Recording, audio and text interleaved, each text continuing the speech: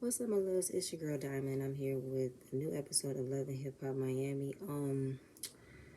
This episode had a couple of interesting conversations that is going to bug me to no end, but I'm gonna have to do my best to give out my explanation because it's really annoying how we're still talking about stuff like this. But anyway, Ace Hood, he is rehearsing for his performance showcase. He's doing the live band. He never did with the live band before, but it's a direction that he wanted to go at with being music in a soulful way. Hearing all the drumming, the singing, like the angelic harmonies. It was really beautiful.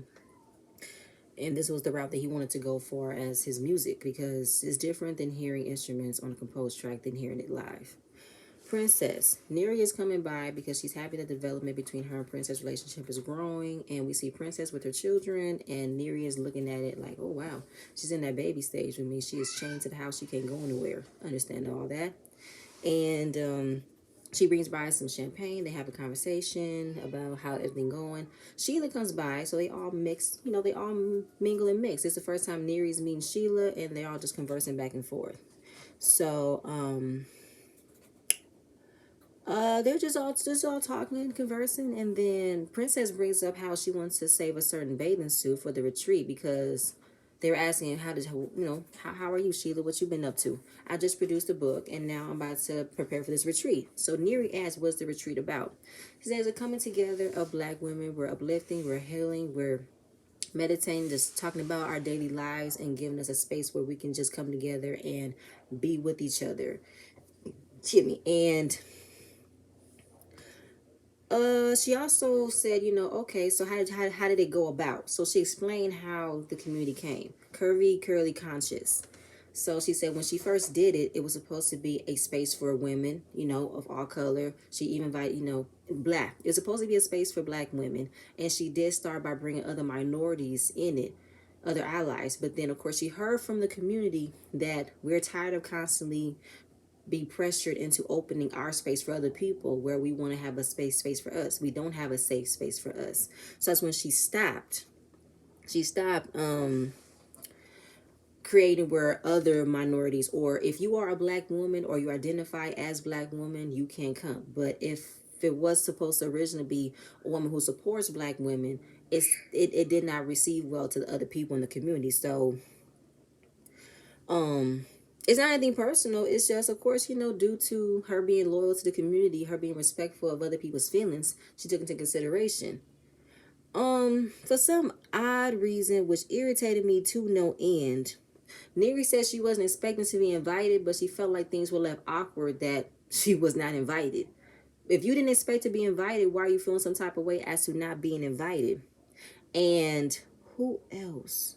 Oh yeah, Princess did not found it weird, but Neri wants to come with this whole mindset. She's not Black, but she's married to a Black man and has Black children. That does not give you a license pass. And I feel like in the beginning, Sheila explained it very clearly, very respectfully, that in the beginning this was supposed to be the purpose of my retreat, but later, after hearing how it offended or how it gave off a feel for the other women, they felt like, can we have a space for just for us? It's not saying she's not all woman, like pro woman, all that. It's not saying that. It's saying there are some things that can only be just for us and not for you, even though you weren't expecting an invitation. So why are you upset? Moving on, because we're gonna get more into that. Amada, she's coming from the doctors. Here's some very disturbing news. Like I said in my last video, she put out that she did an interview and she had a miscarriage after finding out she was 2 weeks pregnant. So she sit down on the couch. She told her father straight up, "Dad, I told you that I might be pregnant. I was gonna get a blood test, and I want to find out before you told mom. You told mom. We had a conversation. It did not end well. But now I haven't been feeling good entirely after finding out that I was pregnant. I was still bleeding. I went to the gynecologist and he said that I was pregnant. I had a miscarriage." The dad was heartbroken. I don't know what the hell was on the look on her mother's face. She just looked at like, what? What? But then Amada said, "See, I hope you happy. You got what you wished for." Her mother said, "I never wished for that. I don't know why you can't put that on me. I never wanted you not to have the baby. Things happen for a reason, though." But even though Amada was definitely in her feelings and being defensive over losing the baby, she still felt like her mom did not want to give her no type of support, no emotional support, no hug, no nothing. Because last episode, her mom definitely had an issue with Amada not technically asking for permission, but still consulting with her on what to do with her womb if she wanted to have children. Knowing damn well, Amada wants to have kids, but the way you went about it, it still came off selfish. Like you think that this baby is going to take over what Amada has been doing for you her entire life, which is taking care of you. Even though you took care of her to get to a point where she can give that back to you and then some, she's still doing that. But you think that that's going to stop and cease because she wants to be a mother? You're not going to be the main one that she wants to live for anymore. You're not going to be the main one she wants to provide for. Mom, don't have me go there. I'm not going to do that.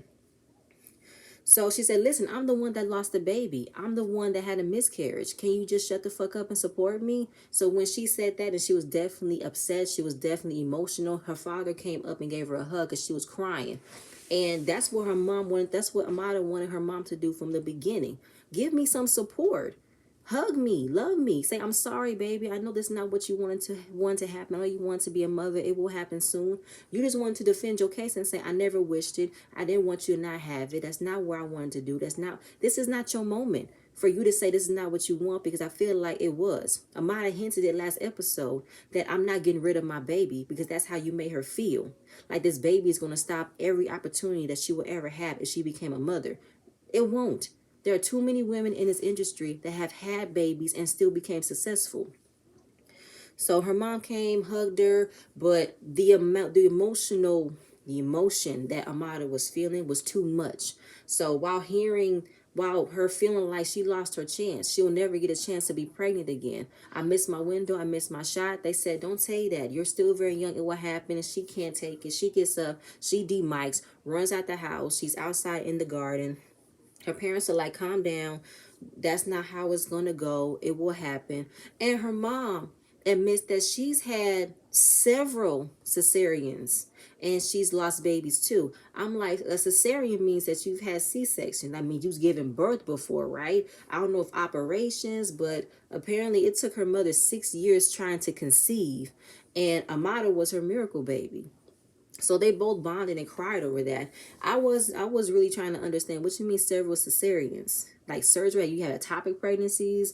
Like what happened? Along with miscarriage and ectopic pregnancy, cesarean means you definitely went through birth. But I'm so sorry that her mom actually had struggles with getting pregnant as well. And Amada definitely needed that. She needed that comfort that I know these things happen. It never feels good, but you're going to be okay.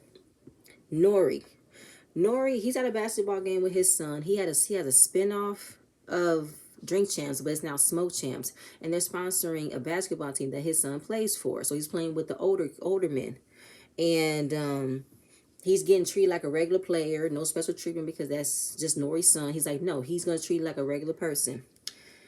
And he gonna be more proud. Of course, he's loud and boisterous, but that's what you do when you want to support your kid and they're doing good and you're proud of them. Neri is trying to tell him what happened with dinner with the girls, and she was talking about the retreat. To me, it made it seem as if Neri made the story sound more offensive than it was, because she said that what'd she say? Yeah, she's talking about the retreat, and she felt like Sheila offended her by saying it's only for black women. And of course, they want to point out that Sheila is not all black. She's half white. Listen, when I first saw Sheila, I instantly said, oh, she's beautiful and she's black. Looking at her mom, I'm like, she definitely didn't take any. I can't tell who she looks like. I don't know who her father looks like. But to me, I feel like she didn't take any traits from her mother as far as what I can tell. I feel like she is all black with probably just a hint of white or whatever else her mother is. But Nori wants to say he's black and Puerto Rican. I don't care, Nori. I don't care. To me, either you black or Puerto Rican, you're black to me. And you have something else, I'm not going to know. Because he said he never felt like he was black enough, that he never felt he was Latina enough. I don't believe that from your struggle, Nori. I don't believe that you never felt included, you never fit into the other side. To me, you black. You black. To get on my face. So then, Nori wants to say this bullshit ass statement that doesn't have no reference, don't have no weight, that, okay, you're married to a black man, you have black children, that should be enough. No, it's not enough. It's not enough.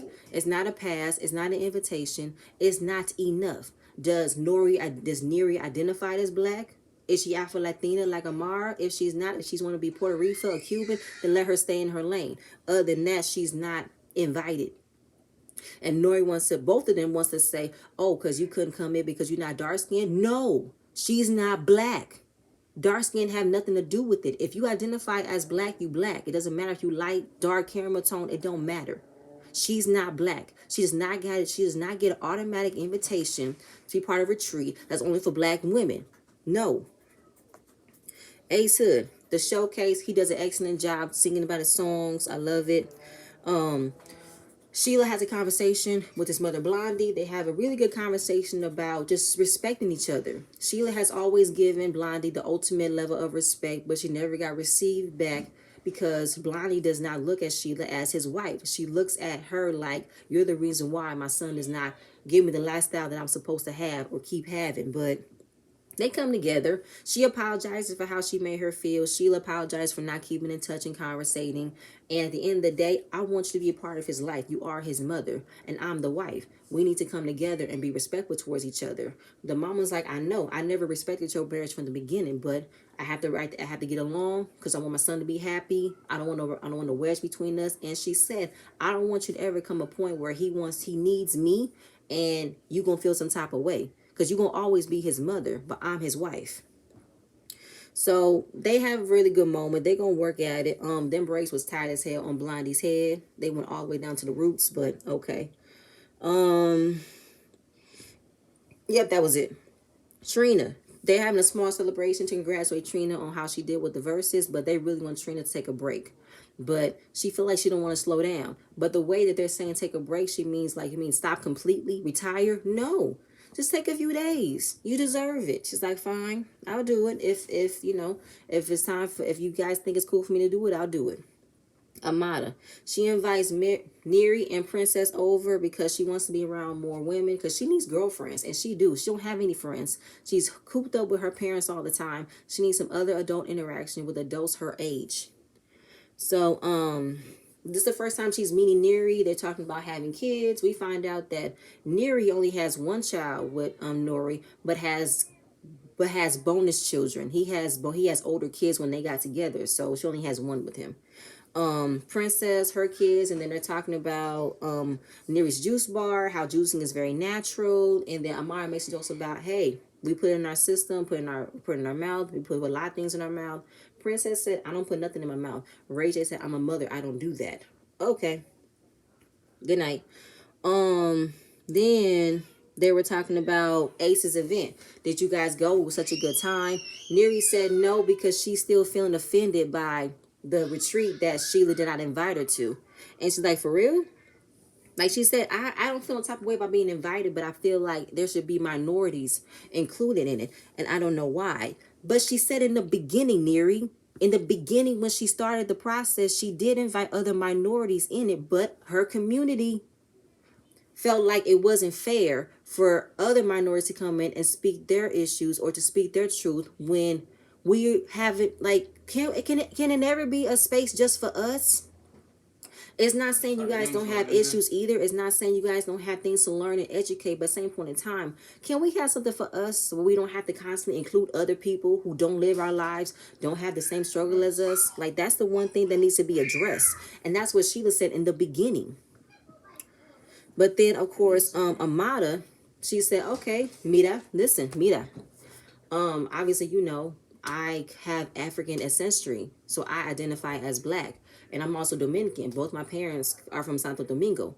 But it was really surprising that she got an invitation from Sheila because 3 years ago, when Amada first got on the show, she was getting a lot of flack of her representation of being Afro-Latina, saying there's never such a thing as a black Afro-Latina. They talked about her afro. They talked about her color contacts. They thought she was, you know, airbrushing her skin for her to appear darker. Like she was not a representation of what an Afro-Latina is. As if there are not dark-skinned Afro-Latinas. There are dark-skinned Latinas. As much as they're caramel tone, they're between tone, light tone. Like sometimes we get a mixture of both. The women who don't want to identify as being black because they don't want to be black, they just want to be Trinidadian or Dominican. They don't want to say that I have African ancestry. Then you have the other people who are pro it. They love it. I love my curly afro hair. I love my beautiful chocolate skin. I'm going to represent it at all costs. So Sheila was one of them. Apparently, Sheila allegedly did a live saying how Amada was showcasing a fake representation of what Afro Latina is. I mean, Amada never said that she's obviously what the main Afro Latina looks like, but she's one of many women who's like her. She's one of them. So the fact that you want to talk about how I don't represent who I am, I'm trying to showcase what I'm not, but it's not true. Amada said this in her season. She never felt included being in the black community because she spoke Spanish, and then she never fit in with the Hispanic community because she was dark skinned and she was black. So she never fit in anywhere until she found out she's more than that, and she's embracing all of it. But she's moved on. She has no hatred. She's gonna go because it's a helping community. It's a understanding. It's a growth thing. So that's fine. She's moved on. Ain't no problem with her. But Princess is still on this version of it. Don't make sense how she's not included because I'm half Filipino and I lived with my mom since I was 13, and then my mother never told me about my father's black side, so I didn't know who I was. I'm like, okay, Princess. So, like, how can you not invite other women who are raising black children, not understand, I want to educate themselves? I feel like at this point, y'all need to know firsthand before you have kids with a black man. Know what you're going to do when you're entering. See, this is the thing where I'll be like, you know what? Never mind, I'm not going to go there. Because obviously, Princess is definitely feeling from her not understanding who she was as a kid. And now she's using this as a plight to attack Sheila for not including her in it, about like really trying to bully Sheila into making a decision that she's already said from the beginning. Even though Neri's acting like she's not offended, then don't keep bringing it up. Even though Amada said, listen, at the end of the day, if she told you that that's fucked up, but hey, people make mistakes, move on. I don't give a damn. Because Amada is still tired of trying to defend who she is to other people. If you don't like it, that's not my problem. So if Sheila had to get some learning, some inner healing to how she perceived herself, so does Amada. I ain't got time for it. So Trina, they're at the Keys. They're taking some well-needed time off. They're having dinner. They have more surprises to store. So they're giving Trina so much praise on how much she's been through and what she has gone through, her working and everything. So like, listen, I just want to go to bed. What we doing? So they're around a campfire down by the beach, and Joy is bringing up a pastor that she was on a live with, a prophetess.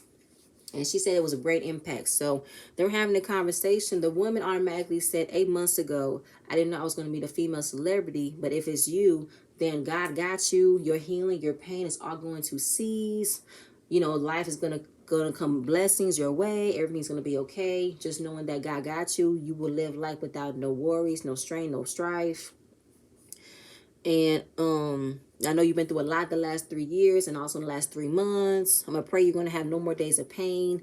And Trina, like, listen, Trina was listening in the beginning. She was listening. So she felt like when it came down to pain and how she's gonna live her life with no more pain, she said, listen, you telling me I'm not gonna have no more pain? That's bullshit. I don't buy that. And a prophetess, a preacher, a minister, a pastor, a shaman, a spiritualist, I'm not buying it. Listen, me and my mom was a part of a church, and the woman who she called herself a prophetess as well, a pastor, there were some things that she said that did came to pass, some things that was true, and some things that definitely did change us. But later, of us being a part of that church for almost 4 years, I feel like her message became repetitive.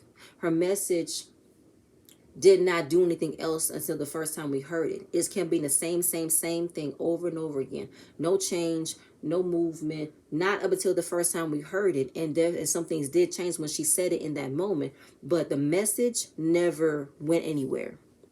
The message kept being repetitive. The message, like, we didn't feel any empowerment. We didn't feel any enlightenment since the first time we heard it. It's just been like, okay, so she has nothing else on her repertoire. She has nothing else to pray over us. She has nothing else for us to look forward to. She'll keep saying the same thing until she feels like it's going to be the same message. No. Obviously, things can't come to pass if you manifest it. Yes, there are some prophetess who do says how things go. There are some pastors who are, hearing the word of God. All that and then some is believable. But for Trina, she goes off. She said, listen, Don't talk to me about pain. The pain that I'm living is pain without being here with my mother. My mother is not here. And that's the woman who drives me. That's the woman who I work hard for. That's the woman proud of me. And she's not here. And I'm far from depressed. I'm living life without my mother, and that is not how it's supposed to go. Y'all want to say I'm sad, I'm alone. I'm all of that. I'm all of that. I'm sad, I'm depressed, I'm alone. Yes, because my mother is not here. So she yells at Joy and said, Joy, you know I don't like shenanigans. You know I don't like surprises.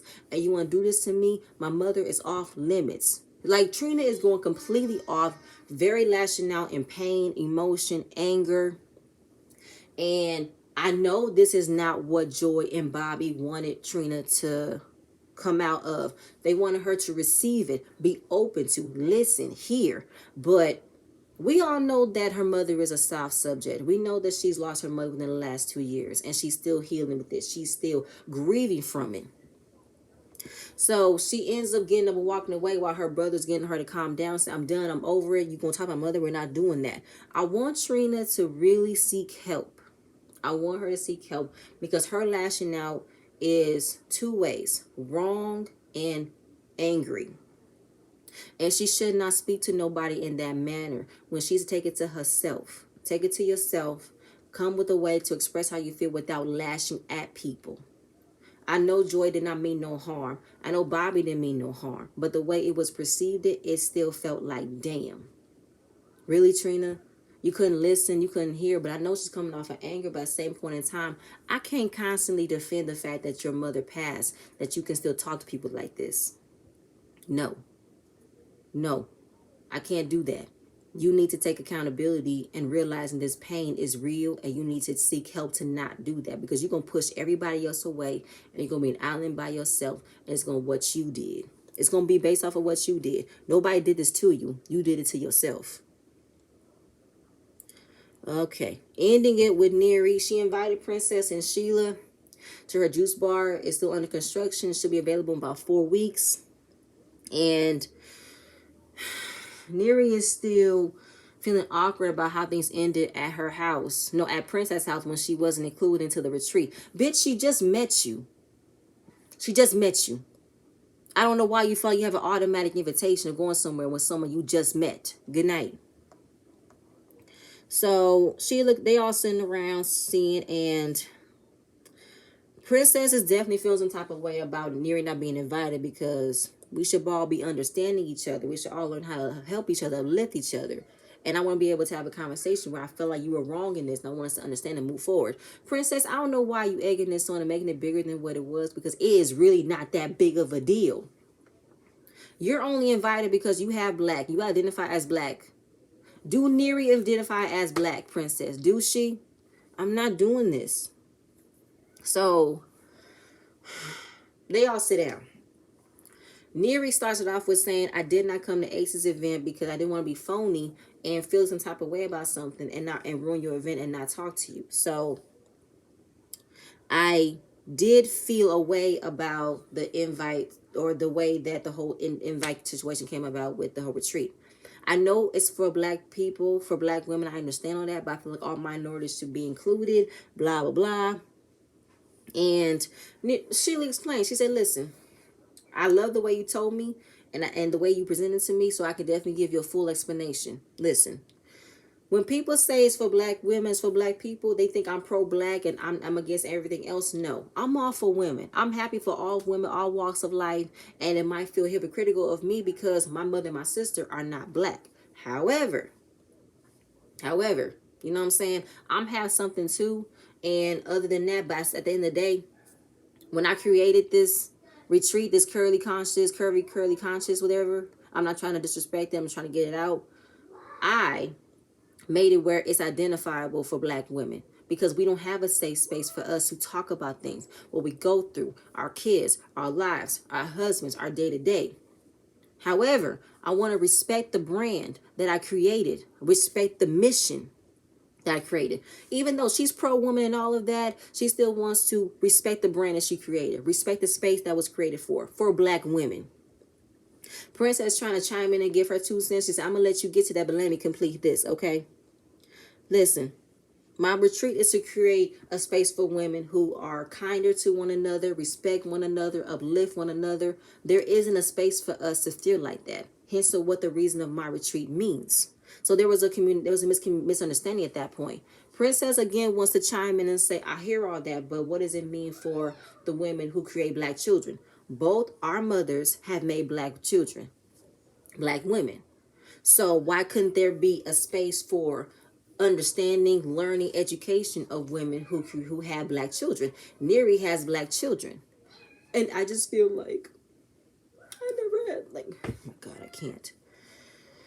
Oh my God, I'm sorry. I can't even finish the rest of my notes because I feel like Princess is trying to use this as a way to come at her mother because her mother never gave her a full understanding of who she was, her heritage, her way of living, how she looked towards other people. But oh my God, I can't. It's just annoying. Like, Princess, this wasn't about you. Neri, this wasn't about you. Okay? This was about Sheila explaining herself and what she's going through, what she's feeling. Like she said, it would make her seem as hypocritical on how she's pro-black this because she's not black. I mean, she's half black, but at the end of the day, Sheila never felt fitted nowhere. Her mother purposely went out and got married to another white man and had more white children. Sheila was the only black person in the household. So she never felt fitted nowhere. That's why she created something for black people to feel included, feel involved, feel accepted. You, Neri, Princess, I don't know how, I don't care what struggles you guys had when it came down to raising black children. If you don't know what it means to raise black children, don't have them. Don't have them. I understand the whole education thing, the whole knowledge thing, but I feel like, are you that damn like suffering from raising black children, Princess? Neri, you suffering from raising a black child? Don't get me started. Because at the same point in time, why y'all trying to bulldoze Sheila into changing her mind and changing her mission or change her statement about what it meant for her to create this retreat? She's not changing her mind. So I'm trying to push her and change her mind because it's bullshit. Princess, you need to go seek therapy with your mother about how she made you feel. And Neri, I'm moving on from you. Excuse me. It's just annoying. It's really annoying that you guys are really trying to make it seem as if Sheila practically said, fuck y'all, y'all can't come. That's not what she said. That's it, y'all. You know what, before I even end, let me just one quick statement and I'm gonna go. One more. Princess, you need therapy. Neri, I've already repeated myself. I don't know why I'm still repeating myself, but I just feel like it was really bothering me that you guys trying to force Sheila into saying yes to something she doesn't want to say yes to. She's already explained herself as clearly, as respectful in the beginning. And you got an issue with that. Stop trying to make it an issue than what it was. That's it, you guys. I have no more to say. Please stay tuned for the next video. I'm going to see you guys later. Bye.